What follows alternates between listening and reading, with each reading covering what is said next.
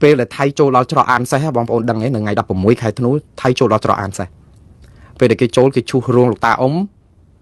គេឈូសផ្សារផ្ទះប្រជាពលរដ្ឋនៅក្បែររោងលោកតាអ៊ុំហ្នឹងឡើងរៀបដល់ដីអស់ឡើងស្អាតឆេញហើយគេចាប់ផ្ដើមបំផ្លាញហេដ្ឋារចនាសម្ព័ន្ធរូបវ័ន្តផ្សេងទៀតដូចជាឈូសឆាយរូបព្រះវិស្ណុឬព្រះនរាយណ៍ដៃច្រើនណាយើងឃើញប្រហ័សច្រើនដែលជារូបព្រះរបស់អ្នកដែលប្រកាន់ឬក៏គោរពកាន់សាសនាហិណ្ឌូស្គាល់ហើយព្រះវិស្ណុនិងព្រះនរាយណ៍ហ្នឹងបងប្អូនក៏យើងដឹងគ្រប់គ្នាដែរគឺជាទីសក្ការៈដូចព្រះពុទ្ធបដិមាអញ្ចឹងបងប្អូនឥឡូវបើយើងគិតថាព្រះវិស្ណុហ្នឹងជាអីសាក់គិតថាជារូបបដិមារបស់ព្រះពុទ្ធរូបវិញហើយត្រូវថៃយកអា excavator យកទៅឈូសទម្លាក់ចោលផ្កាប់ទៅក្នុងបាក់ខ្ទេចខ្ទីអស់តើយើងជាអ្នកកាន់សាសនាព្រះពុទ្ធយើងជឿចាប់ប៉ុណ្ណាតែដល់ពេលថៃធ្វើដូច្នេះហេតុអីបានថៃធ្វើដូច្នេះហើយឥឡូវមានបញ្ហាអីឲ្យប្រកបហើយនេះជាបណ្ដាសាដែរបងប្អូនខ្ញុំថាជាបណ្ដាសានេះគឺជាគេហៅថាអ្នកសាបព្រោះខ្យល់រមែងទទួលផលជាព្យុះសង្គ្រាអំពើបាបបុណ្យនៅក្នុងវិស័យសាសនានេះគឺវាអាចមានពិតអញ្ចឹងមែនដែរហើយខ្ញុំនិយាយអំពើបាបនេះបន្តិចចោះដើម្បីឲ្យលួងចិត្តស្អំចិត្តបងប្អូនខ្លះដែរពួកយើងមិនអាចទៅវាយថៃឈ្នះហើយប៉ុន្តែនិយាយពីអំពើកម្មផលហ្នឹងអាចនឹងធូរបន្តិចដែរហើយខ្ញុំក៏រីកនឹងបញ្យល់ប្រាប់បងប្អូនថាហេតុអីបានជាអំពើបាបពេលដែលថៃចាប់ផ្ដើមឈូសរូបបដិមាឬក៏ថាបដិមាព្រះវិស្ណុដែលជានិមិត្តរូបសាសនាហិណ្ឌូដែលគោរពបូជាដោយប្រជាប្រដ្ឋឥណ្ឌាដែលអ្នកកាន់សាសនាហិណ្ឌូគឺច្រើនរហូតដល់ពាន់លានអ្នកដឹងព្រោះនៅឥណ្ឌាភាគច្រើនកាន់ទាំងពុទ្ធសាសនាកាន់ទាំងសាសនាហិណ្ឌូខ្មែរយើងក៏តែអញ្ចឹងដែរព្រោះសាសនាព្រាហ្មណ៍សាសនាព្រះពុទ្ធហ្នឹងគឺយើងនៅលីឡំគ្នាទេពីដើមឡើយមកយើងកាន់សាសនាព្រាហ្មណ៍ហិណ្ឌូហ្នឹងតើព្រោះការសាងសង់ប្រាង្គប្រាសាទយើងបុរាណយើងច្រើនណាស់ពីដើមឡើយហ្នឹងគឺដើម្បីឧទ្ទិសទៅដល់ព្រះវិស្ណុទេទៅរឿងសាសនាហិណ្ឌូហ្នឹងតើតែក្រោយមកដោយសារព្រះជាខ្មែរបដូរសាសនាហ្នឹងមកជាការកាន់តាមលទ្ធិព្រះពុទ្ធសាសនាទៅធ្វើឲ្យសំណង់របស់បុរាណដែលជាប្រាសាទបុរាណដែលជារចនាបថហិណ្ឌូសោះដូរទៅជាព្រះពុទ្ធមានរូបព្រះពុទ្ធរូបមានអីជំនួសវិញប៉ុន្តែនៅតែជារចនាបថរបស់ហិណ្ឌូអញ្ចឹងហើយបានជាការប្រារព្ធពិធីសាសនាអីនៅក្នុងប្រពៃណីទំនៀមទម្លាប់ខ្មែរគឺយើងរៀងគេហៅបលាយកាត់คล้ายច្រើនដោយសារមិនមែនដោយសារត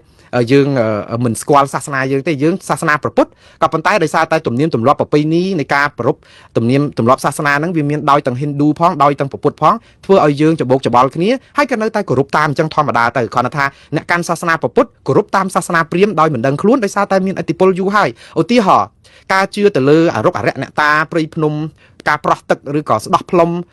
អីហ្នឹងគឺជាទម្លាប់របស់សាសនាព្រាហ្មណ៍សាសនាហិណ្ឌូប៉ុន្តែវាមានយូរហើយជឿលើអាគមអូមអាមក្តាមដុតភ្លើងអាលុតក្តាមឆៅអីហ្នឹងបក់ផ្លិតបក់អីដីហុយអីហ្នឹងមិនមែនជាសាសនាព្រះពុទ្ធទេ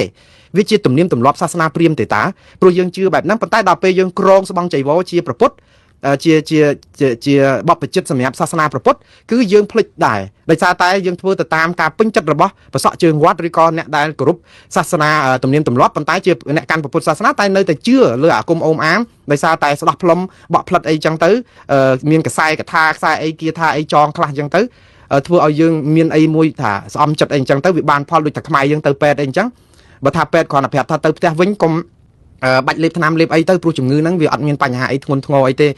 សម្រាប់កម្លាំងបន្តិចទៅគឺវានឹងជាវិញឯងហើយព្រោះក្នុងរាងកាយយើងក៏មានប្រព័ន្ធការពារដើម្បីប្រយុទ្ធប្រឆាំងនឹងមេរោគដើម្បីធ្វើឲ្យរាងកាយយើងរឹងមាំដោយធម្មជាតិរបស់វាដែរអត់ជឿពេទ្យទេទាល់តែថាបតោកសរោមបានមកផ្លោកឬក៏ចាក់ថ្នាំមកមជុលបើអត់ព្រមបើអត់បានប៉ុណ្ណឹងគឺអត់ជាអត់ទៅផ្ទះថាពេទ្យនឹងអត់ប្រកែដល់តែពេលពេទ្យឃើញអញ្ចឹងគឺធ្វើតាមបើចុះបើអ្នកជំងឺមកចង់បានថ្នាំមកមជុលដើម្បីធូរឲ្យបើអត់ចាក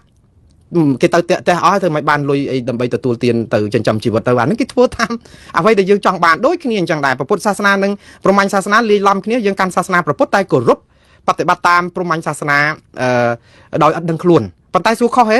វាមិនជាខុសឆ្គងអីទេគ្រាន់តែថាបងប្អូនយើងជួនកាលភ្លេចខ្លួនដែរធ្វើឲ្យអ្នកបោកក្នុងវិស័យពុទ្ធសាសនាហ្នឹងយកអារបៀបអូមអាមបក់ផ្លិតដីហុយអីចឹងទៅជឿតាមអីចឹងទៅតែប៉ុណ្្នឹងឯងប៉ុន្តែមិនមែនបានន័យថាបោះបង់ឲ្យបងប្អូនឈប់ជឿទៅអត់អីទេព្រោះគ្រាន់តែថាជឿអីជឿប្រើបញ្ញាព្រោះលោកបដៅមកប្រពុតលោកថាជឿជំនឿអីក៏ដោយយើងប្រើបញ្ញាញាណយើងទៅបើជឿសុបដោយសារការងងឹតងងល់ពេកជួនកាលចាញ់បោកគេអាហ្នឹងតែអញ្ចឹងតាហើយអញ្ចឹងបើចាញ់បោកគេកុំបន្ទោសព្រោះដោយសារគេយល់ចំណុចខ្សោយរបស់យើងឲ្យយើងចាញ់បោកគេឥឡូវងាកមករឿងព្រះវិស្ណុហ្នឹងវិ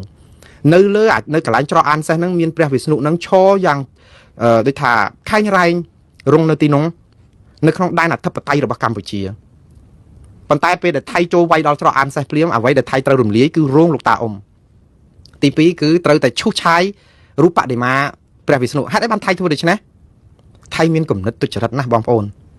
ថៃចង់ធ្វើឲ្យអារូបសំណាករូបអីដែលជាពលឹងខ្មែរដែលខ្មែរគោរពបូជា ដែលជាទឹកតាំងប្រវត្តិសាស្ត្របង្ហាញអំពីដែនអធិបតេយ្យរបស់កម្ពុជាថៃត្រូវឈូសចោលឲ្យបាត់ដានព្រោះនៅពេលដែលថៃដាក់បលាលូហើយរូបបដិមាឬលោកតាអ៊ុំអីហ្នឹងវាស្ងាត់រៀបដល់ដីហើយថៃគិតថាខ្មែរមិនអាចនឹងទៅទាមទារដែនអធិបតេយ្យនឹងបានមកវិញទេព្រោះអីអត់មានភស្តុតាងដែលនៅឈររឹងដើម្បីបញ្ជាក់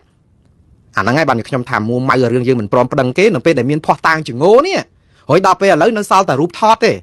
ហើយបន្តិចទៀតទៅចូលអត់បានគេយកយោធាគេយកភូមិអ្នកស្រុកប្រជាពលរដ្ឋគេមករស់នៅមានផ្សារមានផ្សោយើងទៅដេញប្រជាពលរដ្ឋស៊ីវិលគេយ៉ាងម៉េចនឹងបានទៅវាទៅជាភូមិវប្បធម៌ភូមិអីគេចាប់ផ្ដើមកសាងវប្បធម៌គេដើម្បីឲ្យមានដានយកដីយើងហើយឥឡូវនេះគេលុបអាដានវប្បធម៌ប្រពៃណីទំនៀមទម្លាប់នៃការគោរពបែបសាសនាដើម្បីទាមទារដានអធិបតេយ្យរបស់យើងបានគេឈូសចោលឲ្យអស់ដើម្បីបំបត្តិដានគំនិតគេខូចតែគេឆ្លាតប៉ុន្តែវាជ្រុលដៃដែរបងប្អូនជ្រុលដៃត្រង់ថារឿងសំណាក់លោកតាអ៊ុំយើងបានតែថ្កោលទោសហើយយើងអត់ដែលបានដាក់ប្តឹងដល់អង្គការសហប្រជាជាតិសំទោសតុលាការព្រំដែនអន្តរជាតិណាទេប៉ុន្តែអារឿងថៃធ្វើនេះវាទៅជាបាបកម្មរបស់ថៃបានសហគមន៍អន្តរជាតិគឺប្រទេសឥណ្ឌាគេជួយយើងវិញណាចាំមើលខ្ញុំបញ្យល់ទៅវាគួរឲ្យរឿងអស់សំណាយដែរពេលខ្លះប្រទេសឥណ្ឌាពេលដែលឃើញគេឈូសប៉ះព្រះបដិមារបស់ខ្លួនតាមពិតអាបដិមាហ្នឹង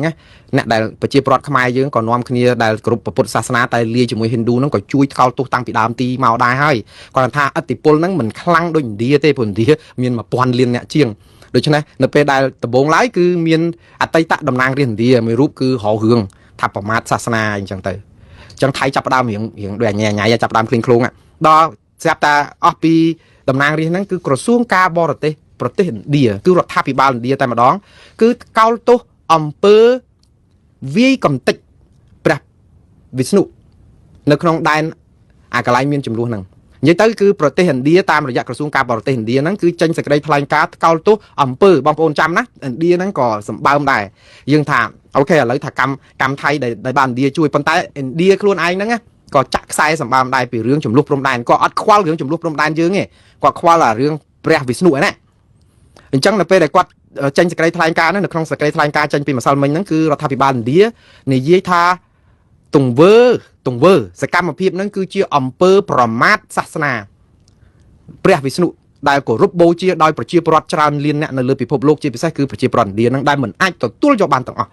នេះប្រមាថមិនអាចទទួលយកបានទាំងអស់ថ្កោលទោសអំពើតែឥណ្ឌាអត់បានថ្កោលទោសតាហ៊ានថៃទេឥណ្ឌាអត់បានថ្កោលទោសកងវិស្វកម្មថៃទេហើយឥណ្ឌាក៏អត់បានថ្កោលទោសប្រទេសថៃក្នុងការឈ្លានពានដែនអធិបតេយ្យរបស់កម្ពុជាដែរឥណ្ឌាបានត្រឹមតែនិយាយថាសូមឲ្យប្រទេសទាំងពីរបញ្ចប់អារិភាពឬក៏បន្ទុះសារាយនឹងគ្នាទៅដើម្បីកុំឲ្យមានការកំទេចរូបបដិមារូបព្រះពុទ្ធរូបអីអញ្ចឹងតទៅទៀតរូបព្រះវិស្ណុអីអញ្ចឹងតទៅទៀតច្រើនទៀតប៉ុន្តែឲ្យនិយាយថាថៃឈ្លានពានថៃអីអត់ទេគ្រាន់តែថាឥណ្ឌាក៏គាត់ដូចថាមានតលយៈភាពនៅក្នុងការនិយាយទេថាអាចចំនួនព្រំដែននៅអាកន្លែងតំបន់ច្រកអានសេះហ្នឹងឥណ្ឌាមិនហ៊ានកាត់ទេគ្រាន់តែនិយាយថាជាតំបន់ប្រទាញប្រទង់មានការទៀមទាទាំងថៃទាំងខ្មែរអញ្ចឹងថាសូមឲ្យត្រូវគ្នាទៅកុំឲ្យមានការរំលាយរូបព្រះវិស្ណុខ្ញុំថាឥណ្ឌាគួរតែថ្កោលទោសតាហ៊ានថៃឲ្យទទួលខុសត្រូវព្រោះកងវិស្វកម្មថៃហ្នឹងហើយដែលរំលាយមិនមែនតាហ៊ានខ្មែរទេព្រោះថៃទៅចូលមកតាហ៊ានខ្មែរចាក់ចោលចេញពីទីនោះអស់ហើយឲ្យថៃបំពេញនៅទីហ្នឹងព្រោះត្រូវតែរកទីទួលមានសុវត្ថិភាពសិនទៅព្រោះគ្រាប់ប្លង់វាច្រើនពេកពីយន្តហោះ F16 នោះគ្នាត្រូវតែរត់រកកន្លែងសុខសុវត្ថិភាពសិនហើយចាំឱកាសមាននៅទីហ្នឹងព្រោះត្រូវតែរកទីទួលមានសុវត្ថិភាពសិនទៅព្រោះគ្រាប់ប្លង់វាច្រើនពេកពីយន្តហោះ F16 នោះគ្នាត្រូវតែរត់រកកន្លែងសុខសុវត្ថិភាពសិនហើយចាំឱកាសមានចាំចូលមកវិញប៉ុន្តែតែចប់ហើយតែចាញ់ហើយគេដាក់បលាលូហើយគេសង់លេនដ្ឋានសង់អីកុំថាឡាយផលទៅយកវិញទៅតែក្បែរហ្នឹងត្រូវពួកគេបាញ់ sniper មកស្លាប់ហើយទៅមិនបានទេបងប្អូនចប់ហើយនិយាយទៅរឿងហ្នឹងគឺចប់ប៉ុណ្្នឹងហើយដូច្នេះប៉ុន្តែអ្វីដែលគួរឲ្យចាប់អារម្មណ៍ខ្ញុំចង់ជម្រាបបងប្អូនមួយទៀតនេះគឺជាលើកទី1ហើយនៅក្នុងប្រវត្តិនៃការបាញ់គ្នានៅព្រំដែនខ្មែរថៃដែលរដ្ឋាភិបាលកម្ពុជាឬក៏ក្រមឃោសនិកគណៈបកកណ្ដាលអំណាចឬក៏ក្រមរដ្ឋាភិបាលកម្ពុជាទទួលស្គាល់ស្រោះគ្នាថាតំបន់ច្រកអានសេះត្រូវបានគ្រប់គ្រងដោយថៃហើយលែង AI ហើយនេះគឺជាលើកទី1ហើយវាតាមពិតវាចៃដន្យលើកទី1ព្រមទទួលស្គាល់នឹងមិនមែនថាច្រកនឹងគេយកដោយសារតែទទួលស្គាល់ថាថៃរំលាយរូបព្រះវិស្ណុនឹងគឺចង់ថ្កោលទោសថៃរឿងរូបព្រះវិស្ណុតែនៅពេលដែលយើងថ្កោលទោសថៃរឿងព្រះវិស្ណុដែលគេរំលាយនៅក្នុងដីខ្មែរគឺបានន័យថាទទួលស្គាល់ថាតំបន់ហ្នឹងគឺថៃគ្រប់គ្រងយកបានទាំងស្រុងហើយវាអត់មានអីមានមន្ទិលទេមិនអញ្ចឹងយើងថា AI មិន AI បើយើងថា AI វាទៅជាដោះលើទ្រូងឯងទៀតហើយអញ្ចឹងបានន័យថាព្រះវិស្ណុហ្នឹងថៃអត់រំលាយទេអញ្ចឹងឲ្យទៅជារឿងពិតទៅព្រោះអីព្រះវិស្ណុហ្នឹងរំលាយវាអញ្ចឹងវាពិបាកអញ្ចឹងហើយបងប្អូនយើងជួនកាលយើងទទួលយកព័ត៌មានទៅតាមអ្វីដែលយើងចង់បាននៅពេលដែលយើងគិតថាអូបើយើងទទួលស្គាល់ថាច្រកអានសេះហ្នឹងគឺថៃយកមែនតើគេដាក់ទង់ជ័យមិនមែន AI ទេលើកមុនណានិយាយពីទាហានថៃស្លាប់កជើងបង្កើតរូប AI ហ្នឹងគេបោះទង់ជ័យឲ្យមើលធ្វើរូបហ្នឹងដេកដួលពេញដីសិតតែរូប AI អត់ទទួលស្គាល់ការពិតអីអញ្ចឹងតែឥឡូវអត់ហ៊ានថាហ្នឹងជា AI ទេព្រោះតែថា AI បានន័យថា ចាស់រូបបដិមាដែលថៃរំលាយចោលនឹងវាមិនអត់ពិតទេឥឡូវព្រមទទួលថាពិតអានឹងវាបានអញ្ចឹងដែរភ័ព្វវាសនាតែថាយើងអត់មានជំរឿទៅកោលទោសរឿងព្រះវិស្ណុតសោះបានទទួលស្គាល់តែថៃឈ្លានពានយកដីច្រកអានសេះឥឡូវទទួលទៅស្គាល់ទៅឲ្យដាក់ប្តឹងទៅតុលាការព្រំប្រទានអន្តរជាតិទៅតាន់ថៃគេអត់តាន់ឈូសផោះតាំងចោលអស់ឥឡូវគឺមានរឿងព្រះវិស្ណុនេះក៏ជាផោះតាំងបន្ថែមដែរហើយដល់ពេលឥណ្ឌាឆ្លើយអញ្ចឹងដឹងថៃគេតបមកវិញយ៉ាងម៉េចបងប្អូនឥឡូវថៃចលាចលពេញប្រទេសដែរខ្ញុំនិយាយចលាចលហ្នឹងមិនមែនចង់និយាយថាគ្រប់គ្រងឡើងបានទេគឺគេតបទៅនឹងអ្វីដែលឥណ្ឌាខឹងឥឡូវខាងរដ្ឋាភិបាលថៃមាន2បែបដែលគេតបមកវិញជាក្រសួងការបរទេសតែម្ដងគឺសរសេរសារសម្ដែងការសោកស្ដាយព្រោះអីប្រតិកម្មនេះសម្បើមណាស់មិនអាចនឹងលំបានទេអញ្ចឹងសោកស្ដាយនឹងថាការរំលាយរូបព្រះវិស្ណុនេះគឺមិនមែនបំណងបំផ្លាញសាសនាទេកុំឲ្យប្រទេសឥណ្ឌារករឿងថៃពីរឿងសាសនាពួកអីយើងដឹងហើយឥណ្ឌាគេមានឥទ្ធិពលលើប្រទេសថៃច្រើនណាស់ព្រោះមួយឆ្នាំជនភ្ញៀវទេសចរឥណ្ឌាទៅលេងថៃរាប់លានអ្នកបងប្អូនរាប់លានអ្នកអញ្ចឹងជំនួយថវិកាឬក៏ថាចំណូលពីប្រទេសឥណ្ឌាទៅថៃនេះគឺបានសម្បើមដូច្នេះគេក៏ស្អំចិត្តឲ្យអារឿងស្អំចិត្តហ្នឹងរឿងមួយតែថៃក៏ចង់ស្អំចិត្តពិភពលោកឲ្យដឹងថាទាហានថៃគឺគេគោរពច្បាប់អន្តរជាតិគោរពច្បាប់មនុស្សធម៌គោរពច្បាប់សាសនាព្រោះហេតុអីបានជាថៃត្រូវប្រយ័ត្នប្រយែងរឿងនេះបាញ់កំទេចប្រាសាទតាកបីគឺជាបូជនីយដ្ឋានសាសនារបស់ខ្មែរមួយប្រាសាទបុរាណខ្មែរជាដួងព្រលឹងខ្មែរមួយកំពុងតែត្រូវគេថ្កោលទោសយ៉ាងចាស់ដៃទៅហើយអត់ទាន់ដោះស្រាយរួចផងឥឡូវនេះមកបំផ្លាញរូបព្រះវិស្ណុមួយទៀតដូច្នេះថៃរងអំពើផ្ដេសផ្ដាស់តាក់ទងនៅក្នុងការសង្គ្រាមឈ្លានពានហើយរៀលដាលដល់ការបំផ្លាញបេតិកភណ្ឌសាសនាវប្បធម៌និងដូចជារូបវិស្ណុនឹងប្រាង្គប្រាសាទរបស់យើងទាំងប្រាសាទព្រះវិហារផងទៀតដូច្នេះថៃកំពុងតែពិបាកនៅលើឆាកអន្តរជាតិដែរនៅក្នុងនេះហ្នឹងអញ្ចឹងហើយបានក្រសួងការបរទេសថៃគេចេញមកគេប្រាប់ថារូបបដិមាដែលវិស្ណុនេះគឺថៃពិតជាបានកំទេចមែនហើយប៉ុន្តែថៃអះអាងថាដើម្បីផ្នែករដ្ឋបាលនិងសន្តិសុខហើយនឹងការគ្រប់គ្រងតំបន់ដែនអធិបតេយ្យរបស់ថៃណាគេអះអាងសន្តិសុខផ្នែករដ្ឋបាលនិងដែនអធិបតេយ្យរបស់ថៃទើបគេត្រូវតែកំទេចរូបទាំងអស់ហ្នឹងព្រោះមិនឲ្យស្ថិតនៅក្នុងសង្ឃរំលោភគេចង់និយាយចេះក្រសួងការបរទេសថៃនឹងបន្ទប់ស្ថានភាពរបស់ថៃព្រមគ្នាតែម្ដងបន្ទប់ស្ថានភាពសង្គ្រាមហ្នឹងគឺតំណាងឲ្យរដ្ឋាភិបាលថៃនិងយោធាថៃហ្នឹងគេចេញថាគេការពារខ្លួនថារូបព្រះវិស្ណុហ្នឹងគឺគេរំលាយចោលនេះមិនមែនរំលាយសាសនាប៉ះពាល់ដល់អីទេប៉ុន្តែដោយសារតែពេលយកទៅសង់ហ្នឹងគឺអត់បានសុំថៃទីមួយអត់បានចុះបញ្ជីអីត្រឹមត្រូវសង់ខុសច្បាប់គេរំលាយហ្នឹងគឺដោយសារតែវាខុសច្បាប់អត់មានចុះបញ្ជីអើយឡែកខែម៉ែមានតែតងអីទៅសុំថៃបើនៅក្នុងដីខ្មែរសោះហ្នឹងពុំតែឆ្ងល់រឿងអីដែលត្រូវទៅសុំថៃសង់រូបសំណាកព្រះវិស្ណុនៅលើដីខ្មែរហើយទៅមកចេញមកថាអត់មានចុះបញ្ជីក៏ចិត្តទៅរួចដែរថៃខ្ញុំសុំសរសើរដែរប៉ុន្តែគ្នាកំពុងតែលំបាកដែរគេហៅកម្មពៀននោះថាមិនទាន់ហន់ត្រូវបដាសាអញ្ចឹងទៅចិត្តតែបកស្រាយអញ្ចឹងទៅហើយអ្នកស្ដាប់មកហ្នឹងគេចិត្តតែឆ្ងល់ថានៅក្នុងដីខ្មែរសោះមកបំផ្លាញនិយាយទៅវាចង្រៃរឿងបំផ្លាញហេដ្ឋារចនាសម្ព័ន្ធរបស់ខ្មែរអស់ហើយខ្មែរស្រែកស្អកក៏ហើយអត់បានផលព្រោះអត់ប្តឹងទៅតុលាការយុត្តិធម៌អន្តរជាតិ ICC ដល់ទៅពេលប៉ះឥណ្ឌាគ្នាគេច្រើនដែរហើយប៉ះរឿងសាសនាទៀតកំលេចសោះរឿងសាសនានេះធ្ងន់ធ្ងរណាស់បាទគឺដឹងតែបើមិនដោះស្រាយទាន់ពេលវេលាទេគឺអាចលលាយខ្សលហើយ